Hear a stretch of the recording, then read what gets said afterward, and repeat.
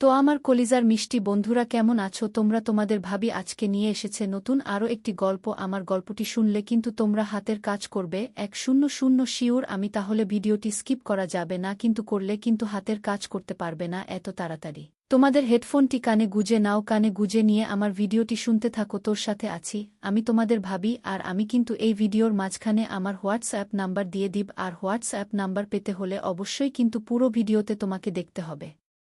পুরো ভিডিওটা যদি না দেখো তাহলে কিন্তু আমার হোয়াটসঅ্যাপ নাম্বারটা তোমরা কালেক্ট করতে পারবে না। তবে সে কথা বলবা না, অনেক কথা বলে ফেলেছি যেহেতু। দুঃখিত, ভিডিওটি শুরু করা যাক। আমার নাম সীমা, আমি ক্লাস 9-এ পড়াশোনা করি। যেহেতু আমরা শহরে বসবাস করে থাকি, তোর শহরের লাইফস্টাইলটা একটু ভিন্ন রকম। সবার সাথে চলতে হলে অবশ্যই ভিন্ন রকমভাবে চলাফেরা করতে হয়, কারণ নিজে একা চাইলে অন্যদেরকে একা একা চলা সম্ভব না। ক্লাস 9-এ আমার 2টা মেয়ে ফ্রেন্ড ছিল এবং একটি ছেলের ফ্রেন্ড ছিল। তো এখান থেকে যে আমার জীবনের একটি বিপর্যয় নেমে আসবে সেটা আমি জীবনেও কল্পনা করতে পারিনি। তো তার আমার সাথে কি করেছিল সেটা শুনতে হলে অবশ্যই ভিডিওটি দেখতে থাকো। আর আমার জীবনটাকে একদম তছন করে দিয়েছিল। তবু আসল ঘটনাটি শুরু করি। একদিন হঠাৎ করে সকালবেলা তাসলিমা নামে একটা মেয়ে আমাকে মেসেজ দিয়ে বলে, কিরে কেমন আছো তুমি? আমি বললাম ভালো আছি, আপনাকে তো চিনতে পারলাম না।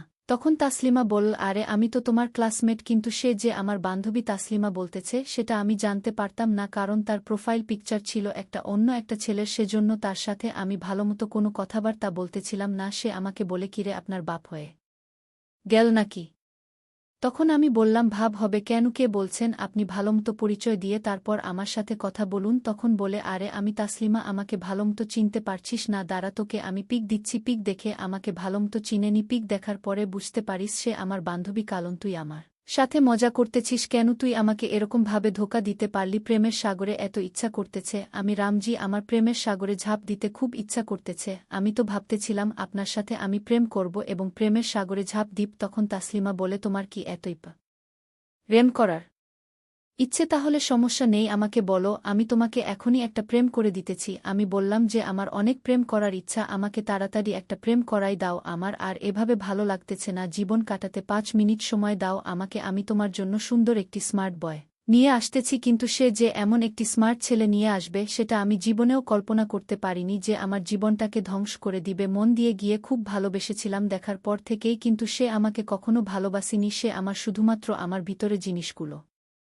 খাওয়ার জন্য আমার সাথে সম্পর্ক করেছিল। তো সে যখন তাকে নিয়ে আসেনি, আসার পর আমার সাথে গ্রুপ ক্রিয়েট করে দেয়। গ্রুপ ক্রিয়েট করে দেওয়ার পর তার সাথে আমার প্রায় সারারাত কথা হচ্ছিল। তাকে আমার মন থেকে ভালোবাসা শুরু হয়ে যায়। সে এমনভাবে অভিনয় করতেছিল, আমার মনে হচ্ছিল সে যেন আমাকে খুব ভালোবেসে ফেলেছে। সে আমাকে অনেক অনেক আশা দিতে থাকে। আমি প্রথম দিন থেকে সে আমার প্রতি খুব আকৃষ্ট ছিল মনে হচ্ছে, কিন্তু সে যে আমার ওইসবের প্রতি আকৃষ্ট সেটা আমি কখনো কল্পনা করতে পারিনি। রাত বাড়ছে তখন সে আমাকে মেসেজ দিয়ে বলে, তোমার একটা ভালো একটা পিক দাও। আমি বললাম, পিক দিয়ে কি করবে তুমি? এত রাত করে পিক দেখতে হয় না? সকালবেলা তোমাকে আমি সুন্দর মতো একটা ছবি তুলে তোমাকে আমি হোয়াটসঅ্যাপ-এ পাঠিয়ে দিব, তুমি সকালবেলা ছবিটা সুন্দর মতো থাইকো। এখন তো আমার খুব উঠেছে, আমার তো হাতের কাজ করতে ইচ্ছা করতেছে। তখন আমি বললাম, ছি, আপনি এসব কি বলতেছেন? আপনার কি লজ্জা নেই? আজকে আপনার সাথে আমার একদিন হলো কথাবার্তা চলতেছে, আপনার সাথে তো আমি এত টাকা এখনো ফ্রি হয়নি। আপনি যতটা ফ্রিভাবে আমার সাথে কথা বলতেছেন, এরকমভাবে কথা বলে তো আমাদের বন্ধুত্বটা ঠিকই রাখা সম্ভব না। তখন বলতেছে, একটা সম্পর্কে যদি এসবি না থাকে তাহলে সম্পর্ক কোনো দামি হয় না। তখন আমি বললাম, থাক, সমস্যা নেই, আমার এরকম সম্পর্কের প্রয়োজন নেই। কিন্তু আমার মনের ভিতরে যে তাকে ভালো লেগেছিল সেটা আমি তখন বুঝতে পারিনি। তার সাথে অনেকক্ষণ কথাবার্তা বলে তার সাথে ঝগড়া করে যখন তাকে আমি ব্লক করে দেই, হঠাৎ সেদিন রাত থেকে তাকে আমার খুব মিস করতেছিলাম। তাকিয়ে আমার কাছে পেতে খুব ইচ্ছা করতেছিল, কিন্তু করার মতো কিছু ছিল না। যেহেতু আমি তাকে ব্লক করে দিয়েছি, আনব্লক করাটা পসিবল না, কারণ যেহেতু তুই আমাকে অন্যরকম কথাবার্তা বলেছে সে আমাকে কত খারাপ ভাবে, কিন্তু আমি তার কাছে খারাপ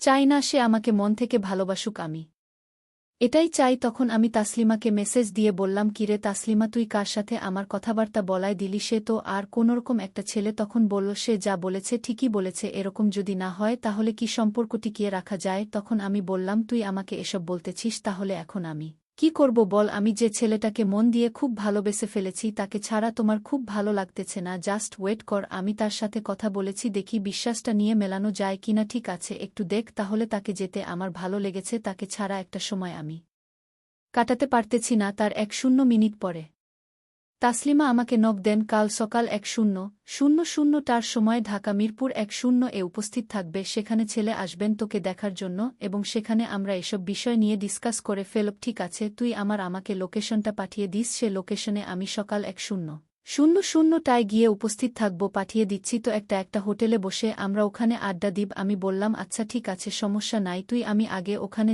যাওয়ার পরে বাকি কথাবার্তা হবে আমাদের মাঝে, সমস্যা নাই। তখন সে ছেলেটা আমাকে আরেকটা নাম্বার থেকে মেসেজ দিয়ে বলে তুমি কোথায় আছো? আমি তো ঢাকায় কাছাকাছি চলে এসেছি, আমি বর্তমানে মিরপুর ৯তে আছি, তো তুমি মিরপুর ১০-এ থাকো, আমি সেখানে আসব খুব তাড়াতাড়ি। সময় দেখতে আমার পক্ষে ভালো, কারণ বাসা থেকে না জানিয়ে এসেছি। স্কুলের কথা বলে সে তো আমি ক্লাস 9-এ পড়তাম বয়সে, কিন্তু আমার বেশি হয়নি। বাসা থেকে সেরকমভাবে কখনো আমাকে বের হতে দিত না। তাসলিমা কথা বলিয়াছে, কিন্তু আমি বের হয়েছি, কিন্তু বের হওয়াতে যে আমার জীবনে খুব একটা কালো অধ্যায় নেমে আসবে সেটা আমি জীবনেও কল্পনা করিনি। একটু পরে তাসলিম আমাকে মেসেজ দিয়ে বলে কোথায় আছিস তুই? আমি এত মিরপুর ১:০০ এই হোটেলের সামনে চলে এসেছি, তুই এই হোটেলের সামনে চলে আয়। আমিও সেই হোটেলের সামনে একটা অটো নিয়ে যেতে থাকি। মাঝ রাস্তায় এসে আমার ছেলেটি আবার মেসেজ দেয়, তো তুমি হোটেলে গিয়ে কিনা? আমি বলেছি আমি হোটেলের কাছাকাছি চলে এসেছি, আপনার খুব দ্রুত সময় দিতে চলে আসেন। আপনাকে দেখতে খুব ইচ্ছে করতেছে, নাকি অন্য কিছু করতে মন চাচ্ছে? তখন আমি বললাম না, অন্য কিছু মন চাচ্ছে না, আপনি কিন্তু খুবই দুষ্ট আমার সাথে সবসময়, কিন্তু আপনি দুষ্টামি করতেছেন। একটু ভালোভাবে কথা বলুন, আমাকে ভালোবাসার চেষ্টা করুন, পোলার সমস্যা নাই, আমি তো আপনাকে ভালোবাসবই। আচ্ছা ঠিক আছে, সমস্যা নেই, আমি হোটেলে চলে আসি, হোটেলে আসার পরে বাকি কথা হবে। ঠিক আছে, সমস্যা নেই, দ্রুত পারেন চলে আসেন। ঠিক আছে, আমি প্রায় এসে পড়েছি। তখন হোটেলের কাছে গিয়ে নামার পরে আমার সকল ইনফরমেশন দিয়ে আমার হোটেলে বুক করা রুমটাতে আমরা চলে যাই। রুমরাতে চলে যাওয়ার পর একটু পরেই বান্ধবীতা তাসলিমা চলে আসে সেখানে, এবং সেই ছেলেটিও আসে। ছেলেটিকে বাস্তবে দেখে আরও অনেক সুন্দর ছিল, তাকে দেখে আমার মনটা আরও উদাসীনতায় ভুগতেছিল। প্রথম দিন সে যেটা চেয়েছিল সেটা যোগ দিতে পারতেন তাহলে হয় তো তার কাছে আরও ভালো থাকতে পারতাম। এসব মুন্না ভাবতে ভাবতে আমার প্রায় ১:০০ সময় কেটে যায়। হঠাৎ করে তসলিম আমাকে ডাকতে থাকে, পূর্ণ কি ভাবতেছিস? এরকম কিছু না, সমস্যা নেই, আমি তার সাথে কথা বলে তোকে ডিসকাস করে দিব। তখন আমি এই বিষয় নিয়ে তাসলিমের সাথে একটু কথা বলি। কথা বলার পরে সে তাকিয়ে গিয়ে সম্পূর্ণ কিছু বলার পরে বলে যে তোমরা এখানে একটু সময় কাটাও, আমি বাইরে থেকে আসতেছি। তখন ছেলে ফার্মেসি থেকে একটা জিনিস কিনে নিয়ে জিনিস নিয়ে আসার পর তাসলিমা রুম থেকে বের করে দিয়ে আমাকে বলে তুমি চুপচাপ এখানে বসে থাকো, যা কথা হবে তোমার আর আমার যে আমাদের যা কথাবার্তা হবে সেটা জেন খুশি কখনোই জানতে না পারে। ঠিক আছে, সমস্যা নেই, আপনি যা বলবেন আমি সেটা করতে রাজি আছি। তো আপনি যেহেতু রাজি আছেন সেহেতু আমি যা বলি সেটা আপনি সুন্দর মতো করেন। আপনাকে যে আমি আরেকদিন রাতে পিকচার দিতে বললাম, আপনি আমাকে পিকচার দিলেন না কেন? তখন আমি বললাম আপনি যেরকমভাবে পিকচার চেয়েছেন সেরকমভাবে রাতে আমার পক্ষে দেওয়া সম্ভব ছিল না, আপনার পিকচার লাগবে না। এখন আমাকে সুন্দর মতো মন ভরে দেখুন, পিকচার দেখে তো খুব ভালো লাগবে না, এখানে দেখতে খুব ভালো লাগবে। তখন ছেলেটি বলে শুধুমাত্র ভালো লাগলেই হবে, ভালো লাগাতে হবে। আমি বললাম আপনি কি সব যে বলেন সবসময় শুধুমাত্র দুষ্টামি করেন? এগিয়ে আসতে থাকে আমার সামনের দিকে গিয়ে সবার হাত দুটো চেপে ধরার পর সে আমাকে বলে থাকে, তো আমাকে আরেকদিন পিকচারটা দিলে তোমার এরকম কিনা কি জানি হয়ে যেত। তোমাকে বললাম যে আরেকদিন আমার হাতের কাজ করতে ইচ্ছা করতেছে, তোমার পিকচারটা দেখতে আমার হাতের কাজ করতাম। তখন আমি তাকে দেখে ফিদা হয়ে যাই। আমি মনে মনে ভাবতে থাকি আপনাকে সম্পূর্ণ দেখতে হবে না এবং করতে হবে না, আমি তো আপনার সামনে সরাসরি চলে এসেছি। তাকে এটা বলতে আমার খুব ভয় পাচ্ছিলাম, কিন্তু যখন সে আমার জিনিসগুলো ধরতেছিল তখন আমার খুব মজা হচ্ছিল। বেতনে অনেক ছোট ছিলাম, সে আমাকে একটু লম্বা ছিল, সে তো খুব ভালোভাবে আমাকে মজা দিচ্ছিল। তো আমি হঠাৎ করে সাহস করে তাকে বলেই ফেললাম আপনি ছবি দিয়ে কি করবেন? আজকে তো আমি সামনেই এসেছি, যা করার আমাকে আমার সাথেই করুন। তখন ছেলেটি শুনে খুশিতে আত্মহারা হয়ে যায়। আপনি কি সবকিছুই ভেবে চিনতে বলতেছেন? তখন আমি বললাম হ্যাঁ, আমি সবকিছু ভেবে চিনতে বলতেছি, আপনার যেটা করতে মন চায় সেটা আমাকে বলুন, আমি সেটাই করার চেষ্টা করব। তখন ছেলেটি বল আমার ফোনটা করতে ইচ্ছা করতেছে, সেটা তো অবশ্যই আপনি বুঝতে পারতেছেন। তখন বললাম হ্যাঁ আমি বুঝতে পারতেছি, কিন্তু যেটাই করেন না কেন লিমিটের ভিতরে থাকবেন, লিমিটের বাহিরে কিন্তু যাওয়া যাবে না, কারণ যেহেতু আপনার আমার এখনও বিয়ে হয়নি সেহেতু কোনো কিছু হয়ে গেলে এটার দায় কিন্তু আপনাকে নিতে হবে। তো যা করেন ভেবে চিন্তে করবেন।